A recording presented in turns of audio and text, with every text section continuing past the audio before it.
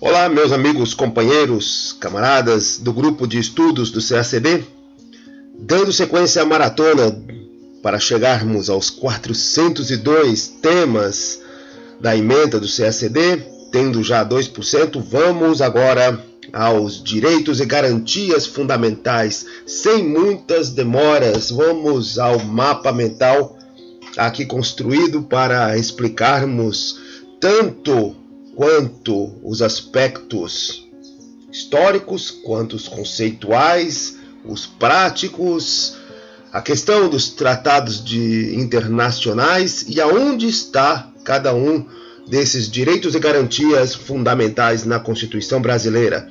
Vamos rapidamente aqui, tratando desse assunto. E aqui está o centro do nosso mapa mental dos direitos e garantias fundamentais. Vamos ao centro aqui. Vamos voltar aqui que houve uma confusão dos slides aqui. Vamos habilitar a caneta, ativar a caneta. Então, aqui está o centro do nosso mapa mental aqui, né, dos direitos e garantias fundamentais. Vamos tratar da parte histórica, de uma das características que já podemos falar dos direitos e garantias, principalmente dos direitos, a historicidade. A historicidade é o seguinte: já por volta do século XVI, aonde surge lá o iluminismo e outras correntes filosóficas, nós temos nas ciências jurídicas os justnaturalistas, que surgem mais ou menos por volta do início e meio e fim do século XVI, dos anos 1700. Os justnaturalistas, eles dizem o seguinte: há certos direitos que são inerentes a toda a humanidade. Toda a humanidade possui esses direitos que são compartilhados porque a forma como a humanidade se organiza, sua evolução societária denota esses direitos e precisaria que esses direitos fossem descritos. E eles são descritos no artigo 2º, da Declaração dos Direitos do Homem e do Cidadão. Declaração dos Direitos do Homem e Cidadão, que tem acontecido que foi declarado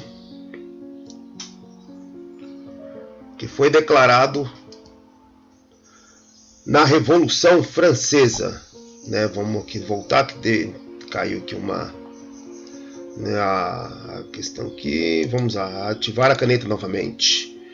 Que aconteceu exatamente na Revolução Francesa, a Declaração dos Direitos do Homem e do Cidadão, que são basicamente o que se diz que é natural do ser humano, é a liberdade, a propriedade, está aqui neste ponto, a liberdade, a propriedade, a segurança, a resistência à opressão. Resistência à opressão pelo seguinte: até então, até a independência dos Estados Unidos, só que muito mais precisamente a Revolução Francesa, que começa em 1789, até então os estados, principalmente os europeus, pois somos da tradição europeia, eram absolutistas. Esses estados eram organizados no poder absoluto do rei. O rei, ele exercia o poder executivo, legislativo, judiciário. Não havia separação, ele tinha controle de todas essas esferas. Ele podia aumentar os seus tributos, ele poderia prender quem ele julgasse que estivesse atrapalhando os planos do governo, ele podia fazer o que ele quisesse.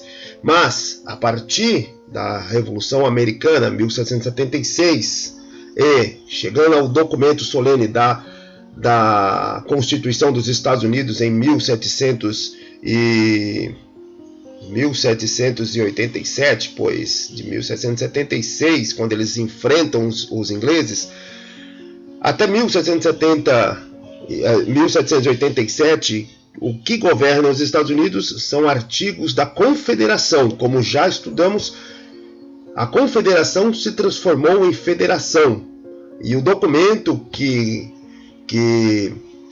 esclarece isso, que faz com que uma confederação se torne uma federação, no caso dos Estados Unidos, é a sua Carta Magna de 1787. Só que os Estados Unidos não era ainda um centro cultural, não era um centro cultural político, né, que as suas vertentes eram copiadas pelo resto do mundo. Era um país ainda que estava nascente, ainda não se sabia a que ponto que chegaria. Mas a França era sim um dos centros culturais do mundo, principalmente o mundo ocidental. Em 1789, inicia-se a Revolução Francesa contra as arbitrariedades do rei absolutista, e ali se desenvolve até chegar à Constituição de 1791. 1791. E ali vão começar o que se chama direitos de primeira geração. Os direitos de primeira geração. Ali vão se dar o desenvolvimento desse, através de uma ideologia que vai surgir também naquela época, que é o liberalismo. Não o liberalismo econômico em si, claro, o liberalismo econômico também está em desenvolvimento por volta dessa época, um pouco mais à frente, mas principalmente o liberalismo político, pois estipulava-se a necessidade de que os reis absolutistas tivessem respeito às leis e direitos fundamentais naturais do ser humano, que isso colocava o dever do Estado se afastar da vida política do indivíduo. O Estado, ele tinha então o objetivo, ele tinha que ser freado, ele não podia atrapalhar, ele não podia imiscuir na vida das pessoas. De jeito nenhum ele podia fazer. Então, são os direitos de primeira geração. O direito à liberdade, o direito de você poder ir aonde você quiser, a garantia de que o Estado não vai interferir na sua vida, não vai lhe prender sem uma justa causa, obviamente, se você não estiver quebrando o pacto social, né, da sociedade, se você não for um perigo, o Estado não vai fazer isso. Pelo menos são os fundamentos desses direitos de primeira geração, aonde o mais declarado deles é a liberdade. Vou até colocar aqui, liberdade aqui, né? Aqui, liberdade,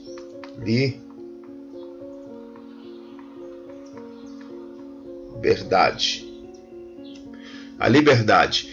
Temos o desenvolvimento da sociedade, vai chegar a Revolução Industrial, principalmente na Inglaterra, né, dentro da Grã-Bretanha. Lembrando que a Inglaterra é apenas um pedaço da Grã-Bretanha, pois é a junção de 4 nações, a Inglaterra, País de Gales, Escócia e Irlanda do Norte, mas ali é o berço da Revolução Industrial, o início dela. E dali vai se espalhar para a França, para os Estados Unidos, depois para a Prússia, né, que é o primeiro estado a organizar a Alemanha, né, 1871. Interessante que a Alemanha torna-se um estado unificado pós o Brasil, mas também não é o nosso foco aqui.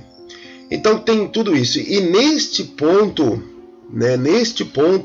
nós temos o homem explorando o próprio homem, os burgueses explorando o proletariado, naquela divisão clássica do capitalismo feito por Karl Marx, né, no Manifesto Comunista, no Capital, né, Karl Marx e Friedrich Engels. Eles desenvolvem esse pensamento, essas observações da sociedade e este fator. Aí é necessário, então, que o Estado intervenha em favor dos desfavorecidos, em favor deste grupo de desfavorecidos. Para quê? Para promover a igualdade, porque os desfavorecidos, eles não possuem mecanismos para poder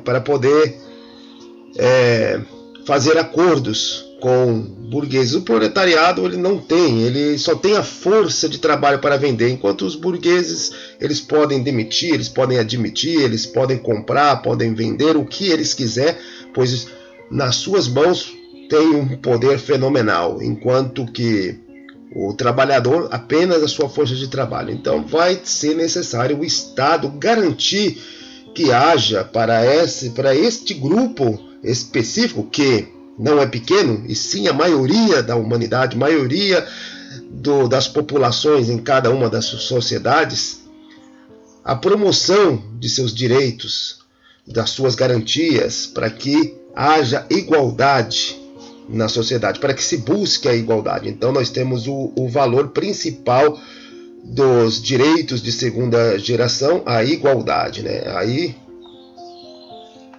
igualdade. Enfim, a sociedade se desenvolve, a Primeira Guerra Mundial, Segunda Guerra Mundial, chegamos então na sociedade de consumo. Tudo é consumo. Há grandes massas de consumidores, principalmente nos países mais ricos, como Estados Unidos, Alemanha Ocidental, França, Grã-Bretanha, a grande sociedade de consumo. E depois da queda da União Soviética, esse modelo da sociedade de consumo chega também nos países que tinham adotado o modelo socialista.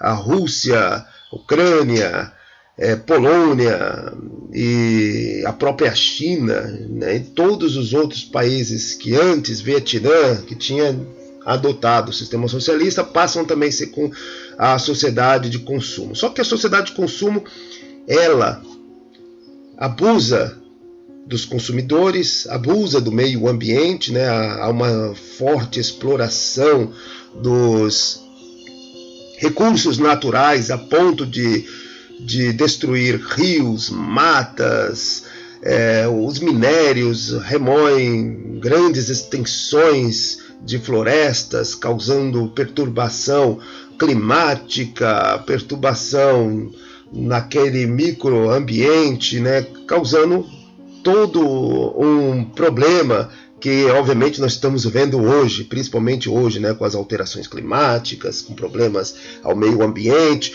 Só que é necessário que o Estado também intervenha, mas não intervenha em nome de um grupo específico, como foi no caso dos direitos de segunda geração. Intervenha sim agora em questão de toda a sociedade, inclusive daqueles que têm empresas e que causaram esses bens, porque não há como distinguir, né, os malefícios da exploração desenfreada do meio ambiente, por exemplo. Não há como distinguir. Então, a sociedade do consumo gera essa demanda que o Estado tem que regular. A forma de exploração do meio ambiente, a forma de exploração o respeito ao consumidor. Então, há necessidade. São os chamados direitos de terceira geração, aonde toda a sociedade, desde os burgueses ao proletariado, aos aristocratas, aos militares, a qualquer grupo que faça parte, eles precisam entrar em comunhão, uma fraternidade, para que todos possam respeitar o meio ambiente, respeitar as relações de consumo, respeitar todo o ambiente geral, para que todos tenham os benefícios ou não sofram os malefícios gerais causados pela exploração sem freios, sem regulamentação. Então são os direitos de terceira geração, né? Ou seja, existe então a necessidade da fraternidade, né? Fraternidade. Se pensarmos na Revolução Francesa, pois a Revolução Francesa estava muito mais ligada aos direitos de primeira geração. Mas se pensarmos nos lemas que os franceses tinham naquela época, a gente vai chegar então às 3 gerações. Liberdade, direitos de primeira geração. Igualdade, a promoção deve ser feita pelo Estado. E a fraternidade de toda a sociedade para evitar males de uma exploração sem freio. Então nós temos aqui a historicidade, né? A historicidade aqui dos direitos e garantias fundamentais, uma dessas características, principalmente dos direitos. Aqui então falamos dessa parte da historicidade. Coloquei aqui México 1917 e Alemanha 1919, pelo fato de eles serem constituições muito ligadas na busca da igualdade, a busca da igualdade. Vamos então agora falar da questão conceitual, direitos e garantias. A questão conceitual. Os direitos, aqui como está, são declaratórios. Declara-se os direitos, sejam eles naturais ou não, declara-se os direitos em um documento solene, como é a nossa Constituição. E as garantias também se declaram, mas declara-se no sentido de assegurar eles. Caso essas garantias não sejam cumpridas por quem deve garantir, né, como o Estado, caso o próprio Estado o desrespeite, existem os remédios constitucionais para assegurar isso. Já é descrito lá como o habeas corpus, quando há liberdade restringida por abuso de autoridade. Uma autoridade não tem conhecimento de certas regras e tolhe a liberdade de certos indivíduos. Então há o habeas corpus para que esse direito, essa garantia fundamental seja respeitada. Habeas datas quando informações sobre a própria pessoa está sendo negada pelo Estado. O indivíduo ele quer saber informações que ele tem total direito de saber, mas lhe negada pela autoridade. Então, existe o remédio constitucional habeas datas. Mandado de segurança, quando há... Cadê o mandado de segurança? Quando há mandado de segurança, quando há um direito líquido e certo que foi afetado, né, por direito líquido e certo que não está amparado nem pelo habeas corpus e nem pelo habeas datas, mas ele foi negado. Direito à saúde, direito à educação, né, ali vai ser necessário então um mandado de segurança. Por exemplo, também o mandado de injunção, que é diferente do mandado de segurança. A injunção ela é provocada pela chamada mora legislativa. Mora legislativa é quando o legislativo deixa de legislar sobre algo que ele deveria, que está previsto na Constituição, e essa falta de legislação causa a restrição de um direito. Nos vídeos que eu assisti, diz-se sobre o direito de greve por parte dos funcionários civis públicos. Eles possuem esse direito. Só que na Constituição diz que lei posterior irá regulamentar. E até hoje não foi regulamentada. De 1988 até os dias atuais não foi regulamentada. Dias atuais, 2023. Não foi. Aí, para isso, foi então impetrado para o Supremo Tribunal Federal um mandado de injunção. Chegando lá, foi permitido que os funcionários civis tivessem esse direito de greve assegurado, ou seja, pelo mandado de injunção. Temos também a ação popular. Ação popular no sentido de que um governante ele afronta o patrimônio público, o meio ambiente ou mesmo a moralidade. Quando ele afronta, por exemplo, um dos preceitos, dos princípios da administração pública que estão lá no artigo 37 ou outros que estão implícitos diante de toda a Constituição, quando há afrontação, pode haver uma ação popular para que o Ministério Público tome providências neste caso. Ou seja, quando há afronta ao patrimônio, ao meio ambiente e à moralidade públicas. A ação pública civil, né? Temos também, né, para assegurar a Constituição, não exatamente só os direitos e garantias fundamentais, outros remédios constitucionais, podemos assim dizer, mas não são exatamente remédios, né, que são as ação direta de inconstitucionalidade genérica, né, ação direta de inconstitucionalidade, né, um dispositivo jurídico, ele é inconstitucional, ele foi votado, ele foi processado por toda a legislação, teve até mesmo às vezes a sanção presidencial e vai ser colocado em funcionamento jurídico. E ali algum partido político, algum ator político que é permitido fazer ação direta de inconstitucionalidade entra com essa ADI. Mas não é o momento de falarmos exatamente dela, né? Existe aquela que tem os vícios formais, tem os vícios materiais, mas não é o exato momento. Temos também a arguição de descumprimento de preceito fundamental, que pode também embasar, como vimos, uma intervenção federal. Temos a ação direta de inconstitucionalidade por omissão.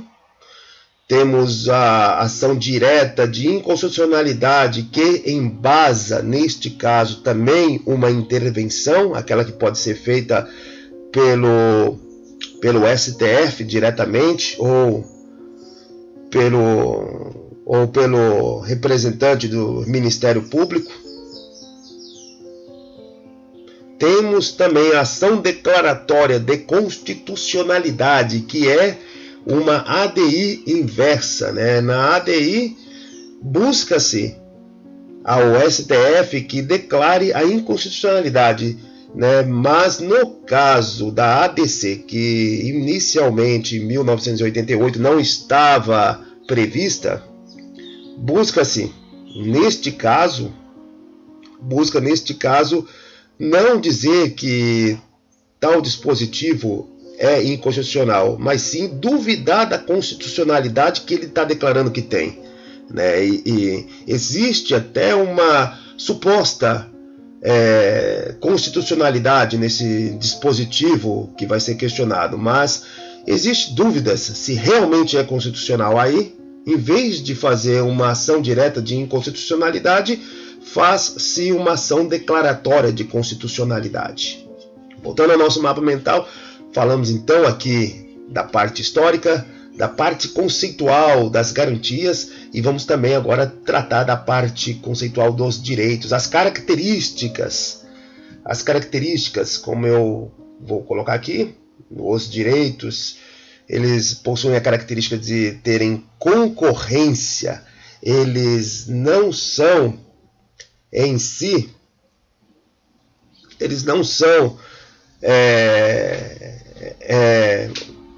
digamos, aplicados um por vez. Todos os direitos e garantias que estão lá na Constituição, eles não vão ser aplicados um por vez. É o direito à educação, direito à saúde, direito ao trabalho. Não, vai ser não existe um por vez. Eles são concorrentes. Eles podem ser aplicados todos ao mesmo tempo. E aplicação imediata, né? Se pegarmos um com o outro, né, dessas características, já uma justifica com o outro.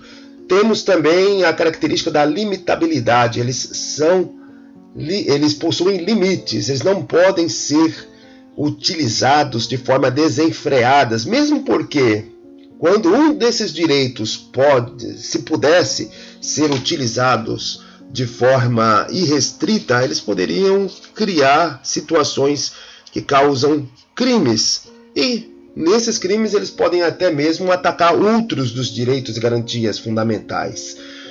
Para isso, para definir esses limites, nós temos o juízo de ponderação. E esse juízo de ponderação, ele pode dizer qual é o limite de cada um desses direitos.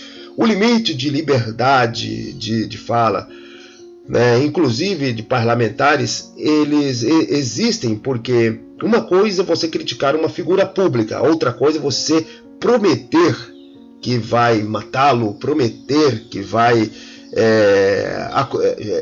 dar-lhe uma surra, né? Aí você não está exercendo o direito de liberdade, existe um limite, você está cometendo um crime, às vezes um crime de ameaça, difamação, calúnia, todos esses através da fala, ou seja, os limites existem realmente para o direito à liberdade de expressão.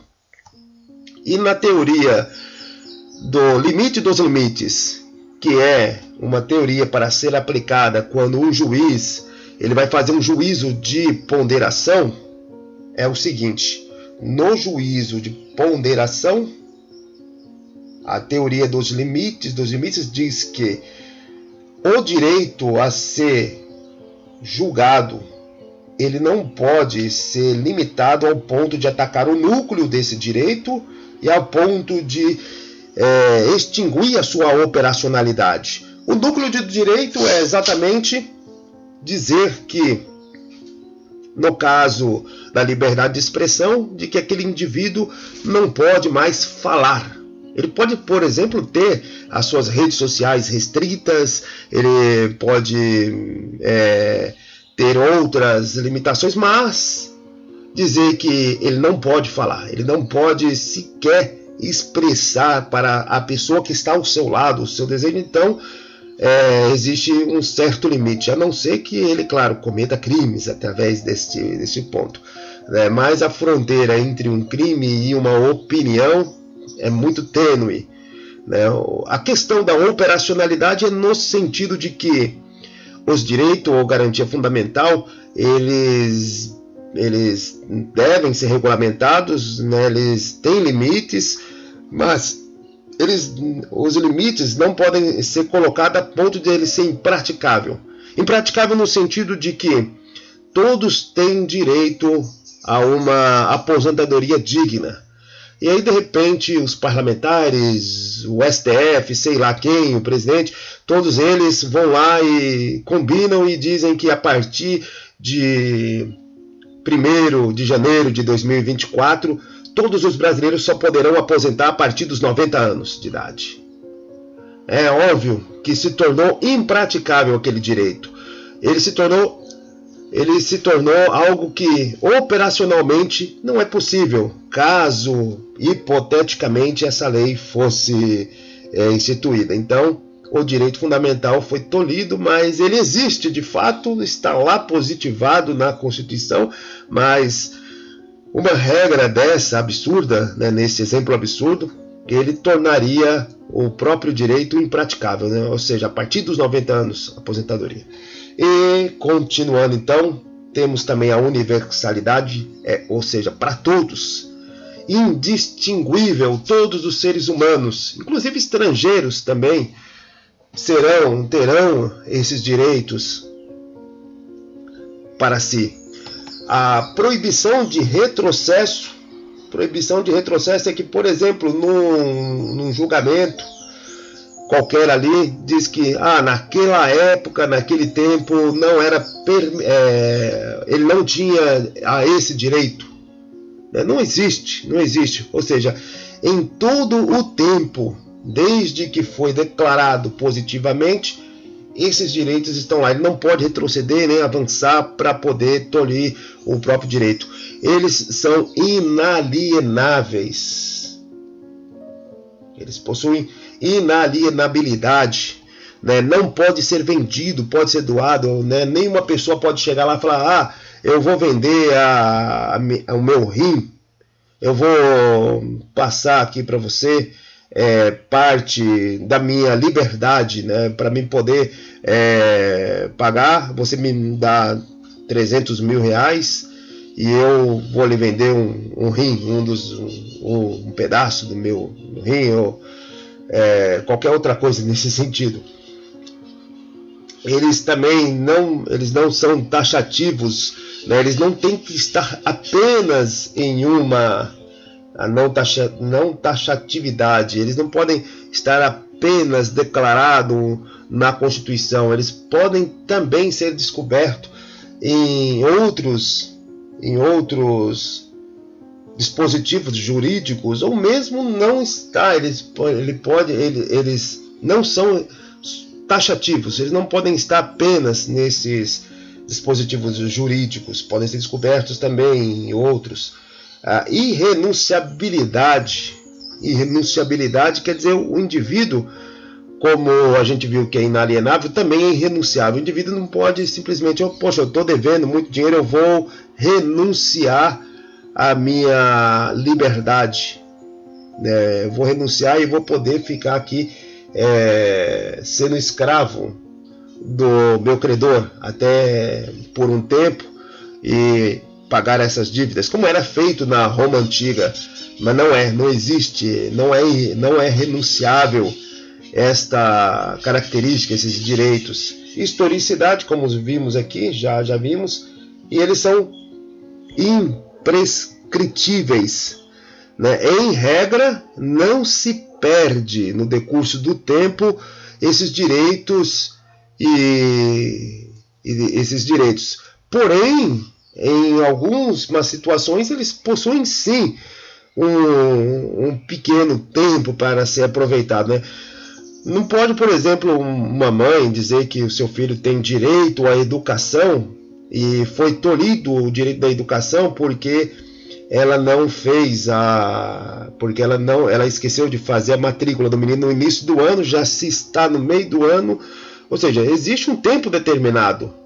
Ela vai poder só matricular essa criança lá no outro ano. Então, existe, em geral, ele é imprescritível, em geral, mas existem situações que ele pode ter.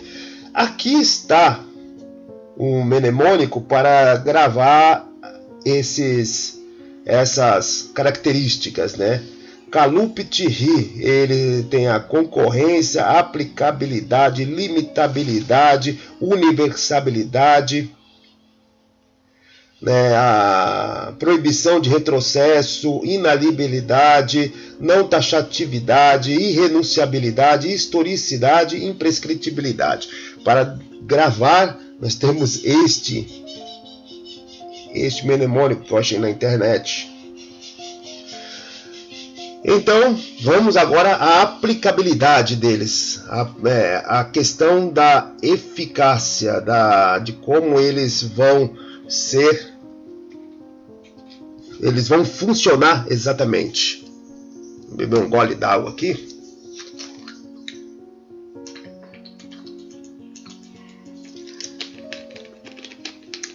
Quanto à eficácia dessas normas? Em geral, nós temos 3 tipos delas. Nós temos a eficácia plena, a eficácia contida e a eficácia limitada. A eficácia plena é que os efeitos são diretos, aplicação imediata e ela é integral em si mesma. O que está escrito lá na Constituição já é aplicado por si só, não precisa de mais nada.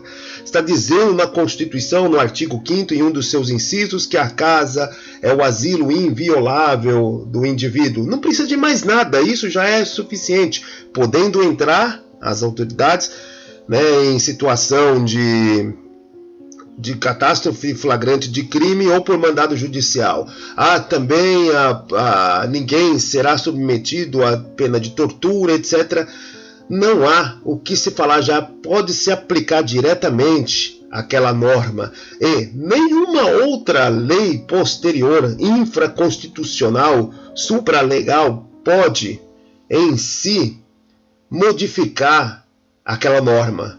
Por exemplo, a proibição de tratamento desumano, tortura, etc. Está lá na Constituição, no artigo 5º também, dos direitos e deveres individuais e coletivos, no artigo 5º e os 78 incisos, está lá.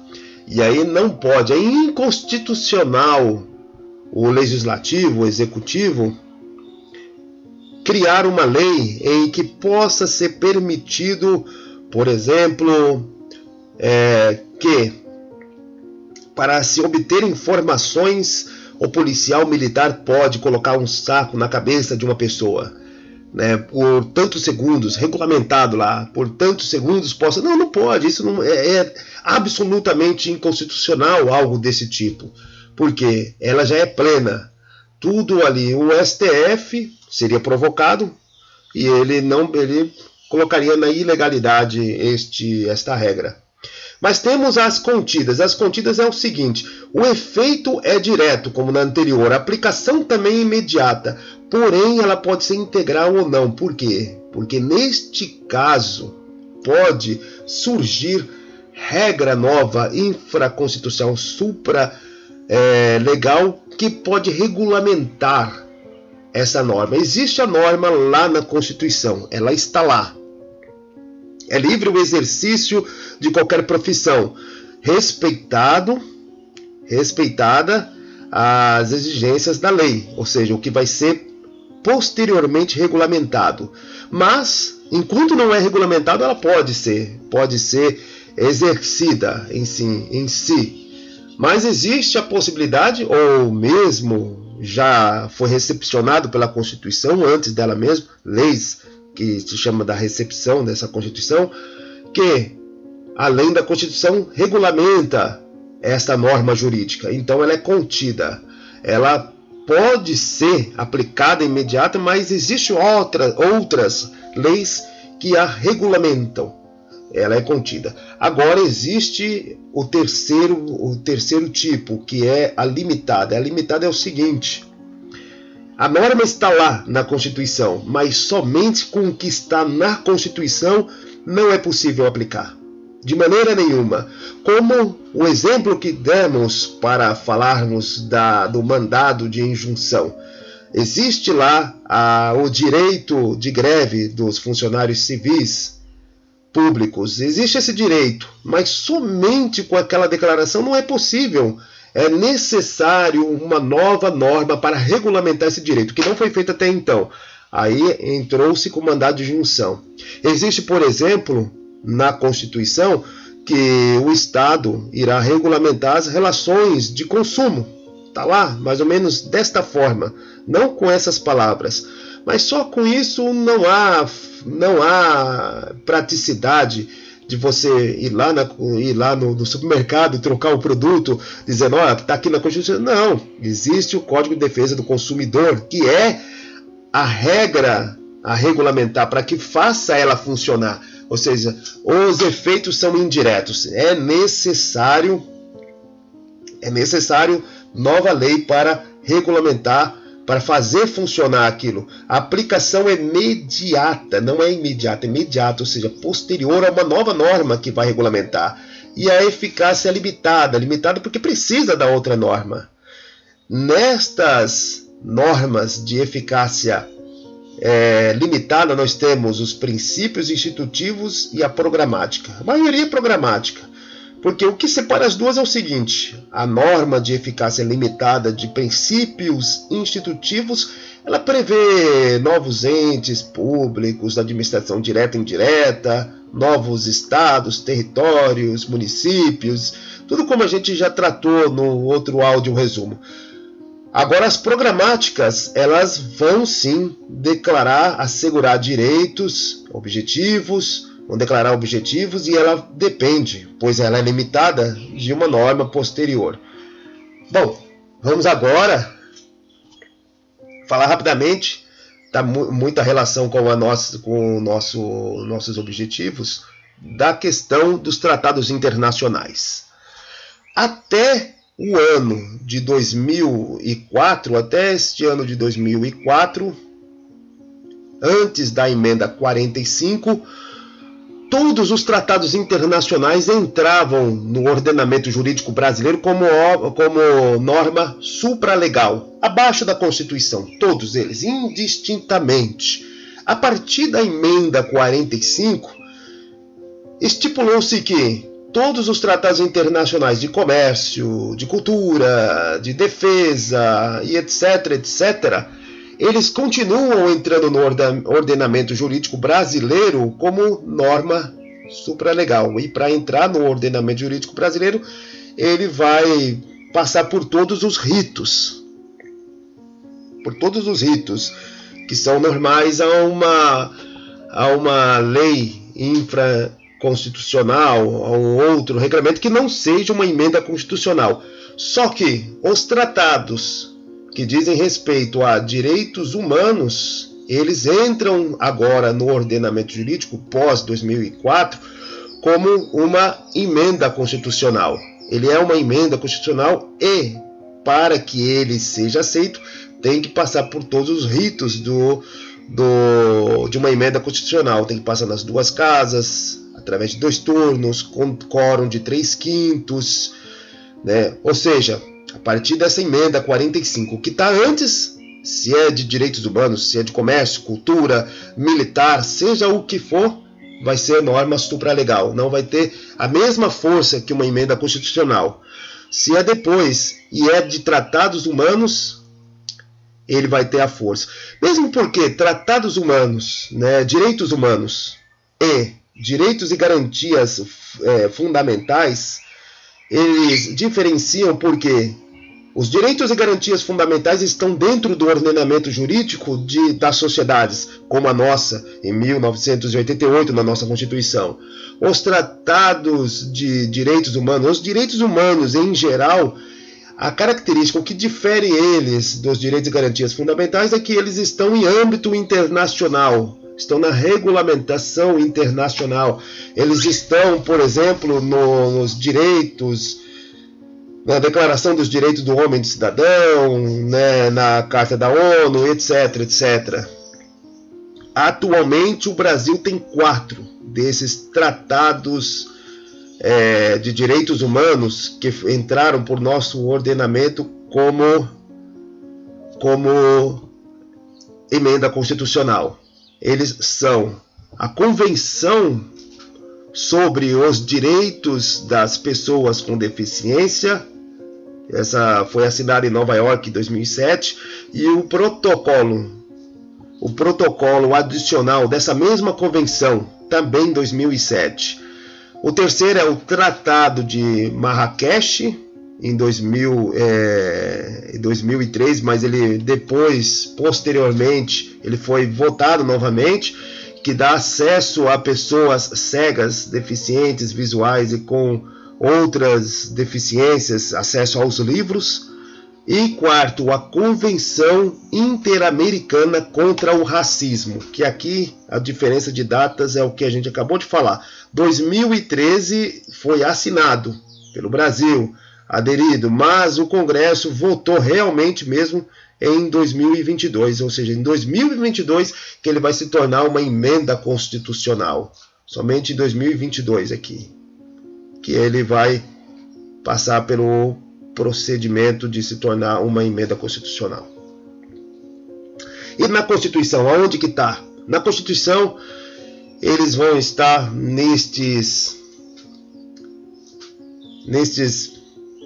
nesta lista aqui. Os direitos e deveres individuais e coletivos estão no artigo 5º e todos os seus 78 incisos. Dos direitos sociais estão no artigo 6º. Da nacionalidade estão no artigo 12 e 13. Dos direitos políticos estão no artigo 14 e 16. Dos partidos políticos estão no artigo 17. Fiz até um esqueminha aqui sobre a nacionalidade, que é muito importante, vai cair pra gente. Muito mais do que na questão dos direitos políticos. Mas depois eu achei um outro mapa mental muito mais ilustrativo sobre ele. Vamos aqui rapidamente sobre estes pontos, sobre os direitos, sobre os direitos e deveres individuais e coletivos, no artigo 5º e seus 78 incisos.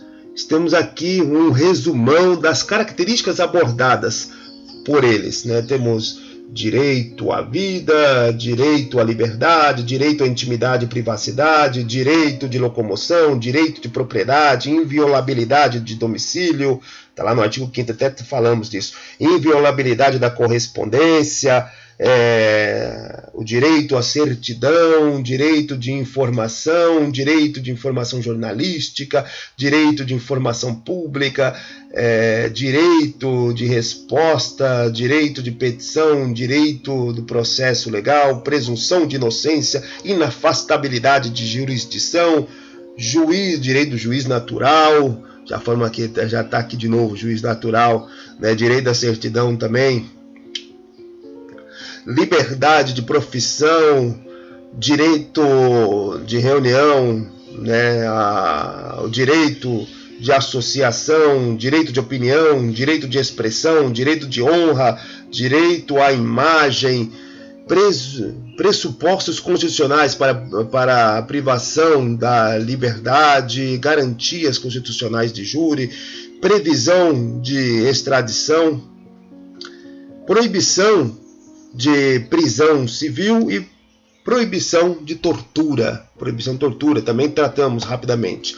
Dos direitos sociais está aqui no artigo 6º, como tratamos: educação, saúde, alimentação, trabalho, moradia, transporte, lazer, segurança, previdência social, proteção à maternidade e à infância, assistência aos desamparados, né, principalmente os desamparados, né, estamos aqui no parágrafo único, que pauta os programas sociais do governo, como Bolsa Família, né, todo brasileiro em situação de vulnerabilidade social terá direitos a uma renda básica familiar garantida pelo poder público em programa permanente de transferência de renda, cujas normas e requisitos de acesso serão determinadas pela lei, né? Ou seja, tem embasamento constitucional. Para decorar isso, temos o mnemônico aqui: Edu mora lá, Saul trabalha ali, Assis prossegue preso. Edu de educação, moradia, lazer, Saul trabalha ali, saúde, trabalho, alimentação, Assis prossegue preso, assistência ao desamparado, proteção da maternidade e da infância, segurança e previdência social. Da nacionalidade, a nacionalidade aqui nós temos esse esqueminha: os natos e os naturalizados. Os natos são os nascidos no Brasil e os nascidos no exterior de pai ou mãe brasileiros que estão a serviço do Brasil, sejam registrados, ou aqueles pais ou mães brasileiros que optem após a maioridade pela confirmação de serem brasileiros. Os naturalizados, há preferência na Constituição dos naturalizados de língua portuguesa. Nos países de língua portuguesa, aí temos que lembrar da CPLP, a Comunidade dos Países de Língua Portuguesa, que vai englobar Portugal, Angola, Moçambique, fora o Brasil, né? Portugal, Angola, Moçambique, Cabo Verde, São Tomé e Príncipe, Guiné-Bissau, Timor-Leste, lá na Ásia. Todos eles, basta viverem aqui, fixar residência durante 1 ano e terem idoneidade moral. Os outros estrangeiros, vai ter o estatuto dos estrangeiros, mas as requisições aqui extraordinárias, como residência durante 15 anos, sem condenação penal, está relacionada aqui à idoneidade moral, e faça o requerimento. Os outros estrangeiros. E a possibilidade de diferenciação entre esses dois grupos de brasileiros, os natos e os naturalizados, só pode ser declarada na Constituição e nem mais um outro dispositivo jurídico. Não pode estar lá na Constituição do Estado de São Paulo, do Estado do Ceará, de Minas, do Rio Grande do Sul. Não pode estar em nenhuma outra norma, a não ser na Constituição, e os únicos casos estão aqui. Né? Olha só, o que é privativo de brasileiro, privativo de brasileiro nato. Não é possível aos brasileiros naturalizados ser presidente e vice-presidente da República, presidente da Câmara dos Deputados e presidente do Senado, ministro da Suprema Corte Federal, nas carreiras diplomáticas, nosso objetivo, ou ser oficial das Forças Armadas. Praça pode, né? Você ser soldado, cabo, terceiro, segundo, primeiro sargento, subtenente, mas a partir dali, segundo tenente, primeiro tenente, capitão, major, tenente coronel, coronel e general, no caso aí do Exército, não pode. Ministro do Estado de Defesa, né? E, enfim, Temos aqui também no artigo 4º a perda na nacionalidade, podemos abordar em outro momento. Dos direitos políticos, os direitos políticos, temos também este mapa mental que muito simples e didático, que encontrei na internet, que fala sobre os plebiscitos, o referendo, que são formas de consulta ao povo, a capacidade eleitoral ativa, né, o indivíduo poder votar, ter o direito de voto nas eleições, a capacidade eleitoral passiva, que é o indivíduo poder ser votado, ele se candidatar, ele tem que ter nacionalidade brasileira, brasileiro nato ou naturalizado, pleno exercício dos direitos políticos, vamos ver logo à frente, alistamento eleitoral, domicílio eleitoral na circunscrição de que se pretende candidatar. Não adianta o sujeito ter casa no Paraná e se candidatar em São Paulo, né? Claro que ele pode ter mais de uma residência. Filiação partidária e idade mínima para certos cargos. A questão aqui dos direitos políticos, né? Ninguém vai ter os seus direitos políticos cassados somente nos seguintes casos, né? Cancelamento da naturalização, no caso de sentença transitada em julgado, deixou de ser brasileiro, o caso dos brasileiros natos.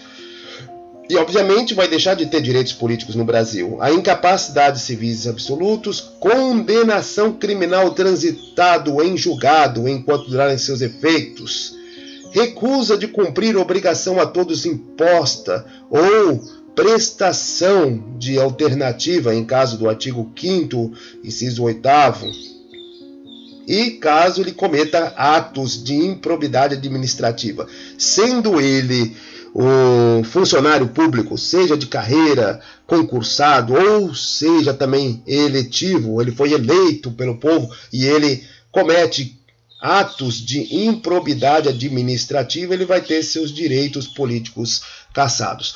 Olha o que diz aqui: os atos de improbidade administrativa importarão a suspensão dos direitos políticos, a perda da função pública, a indisponibilidade de bens e o ressarcimento ao erário.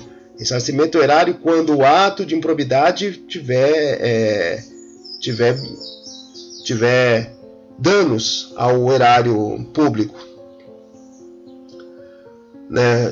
E na forma e graduação previstas em lei, sem prejuízo da ação penal cabível, né? O que diz aqui no parágrafo 9º do artigo 14º, o artigo anterior aqui, né? A questão da improbidade, olha só: abuso do exercício da função do cargo ou emprego na administração direta que vá causar a improbidade administrativa.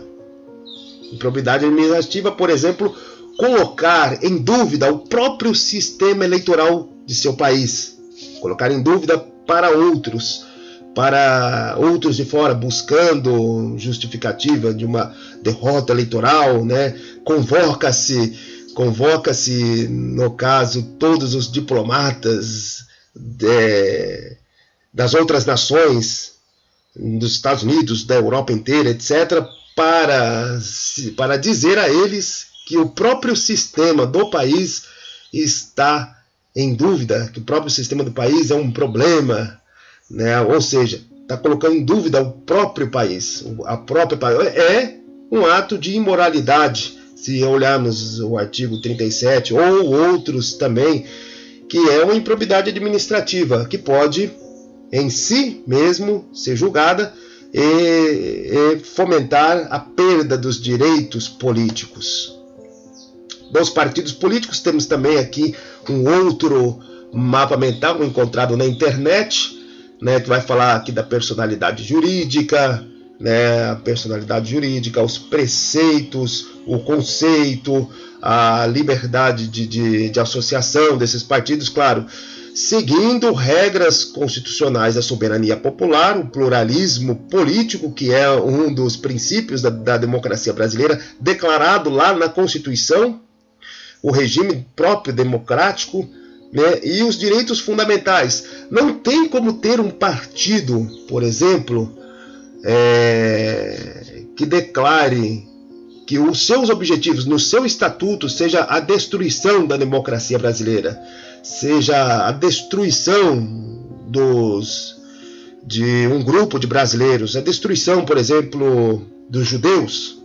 Vamos dizer que o partido nazista fosse composto no Brasil, ele estaria atentando contra os direitos fundamentais em si.